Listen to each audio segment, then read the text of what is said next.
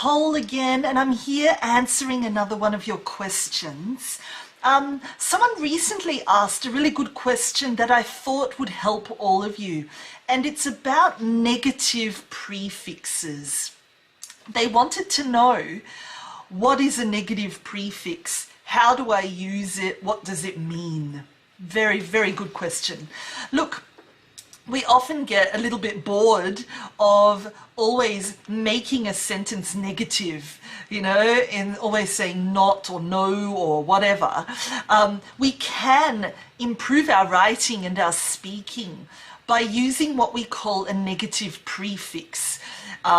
Instead of having to rewrite an entire sentence in a negative way, we can just add these little letters, this short little thing in front of a word, and it will completely change the meaning of that word and make it negative, saving you time and stress of rewriting a whole sentence.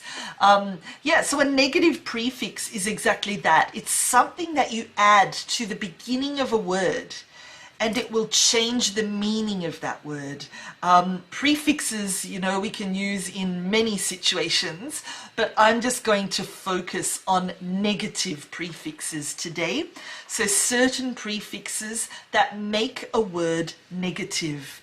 And they are un, un, in, in, im, im, non, non, miss, mis, and dis, dis. All of these are examples of negative prefixes which you can just add to the beginning of a word to change its meaning, to make the meaning negative. So much easier. Let me give you some examples. So we've got unavailable, uncomfortable, unconscious, unconvinced, unforgettable, unlimited, unnecessary, and unsatisfactory. As you can see there, we've got the normal word, you know, available, comfortable, etc. We're putting un in front and it makes it negative. Now it means it's not available or not comfortable.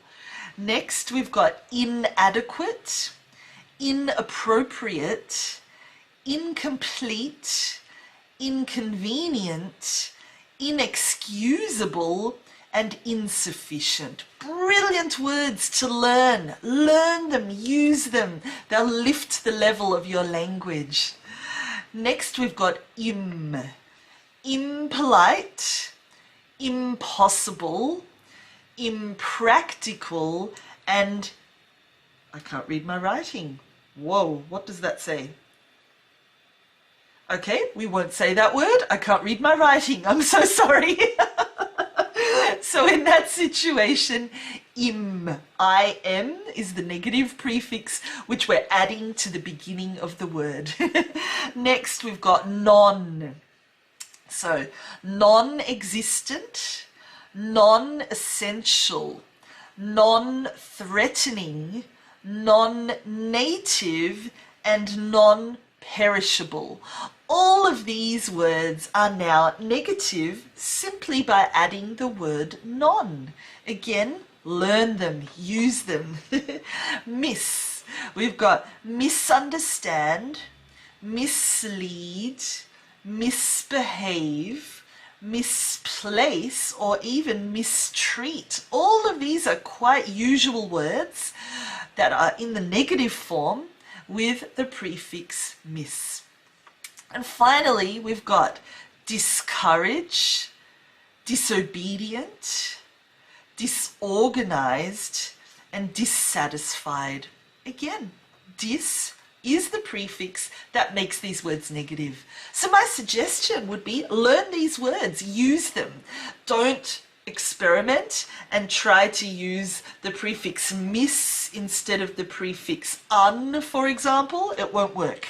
There are certain words that use certain negative prefixes. So it's better just to learn these words that I've given you, become familiar with them, and try and use their negative form as much as possible. Sounds so good. I hope you've really enjoyed that lesson and that it has helped you learn something new.